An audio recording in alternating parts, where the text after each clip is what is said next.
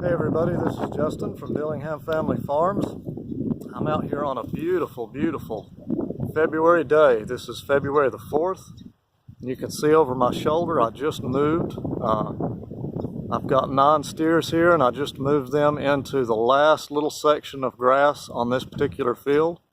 I'll move them in just a few days up to another farm where we've got more grass. And like I said, it's February the 4th and these steers behind me have had 1 bale of hay this year, and that was when it snowed, and so I just put it out because it helped them to get in the shelter a little bit better and give them something good to eat during the snow. But this is really exciting for us because this will probably be the first year that I'll go all winter long without actually feeding hay to almost all of my cattle. And if you look behind me, you can see a little bit here in this grass. There's some green mixed in with some brown. We're getting on in the winter, so there's not as much green as there was. But these steers, they're fat and they're happy, and they've stayed in good shape eating this forage. They find a lot to eat in there, and they're doing really well. So the reasons this is such a good thing is it saves me money for I think on average, a cow-calf operation, 70% of your expenses are in winter feeding costs. And that's kind of a no-brainer. You know, the grass isn't growing through the winter time, so you're going to have to feed something to the animals. But if we can keep a stockpile of grass and either cut down on that 70% cost or eliminate it, that's more money in my pocket. I'm not having to start a tractor, burn diesel fuel. I walk out here. It takes me, usually less than 20 minutes, considerably less most of the time, to move just a single wire fence.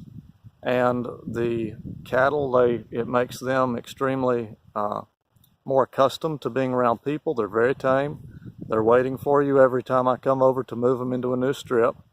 And it helps their digestive system because when the spring, here in just a month or two, when the spring grass growth gets really lush and green, cattle can actually, their digestive systems can become so loose that they'll lose weight at that time of year, which seems backwards because the grass is beautiful and growing very quickly, but the cattle can actually, their digestive system can get so out of whack that they'll lose weight for a while before the grass kind of reaches a point where it's a little bit more stable.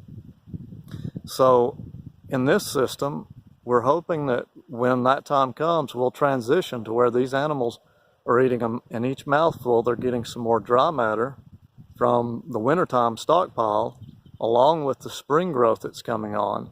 And so that will actually help to keep their digestive systems good and strong and firm. So it's saving me money, it's keeping the cows out here, and another really good benefit of that is you can travel all over the place and see cattle standing somewhere in mud that's up to their bellies around a round bale feeder or eating silage or whatever the forage might be. And you can look here, these steers behind me, they haven't been in any mud to speak of.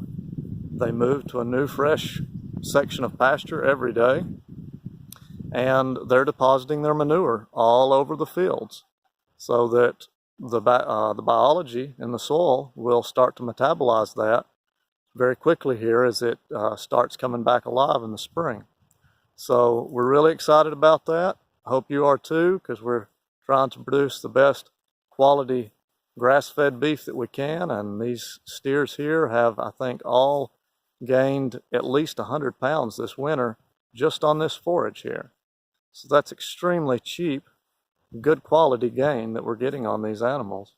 And they're eating what God made them to eat, and that's grass. Hope you're having a good day. We'll talk to you later.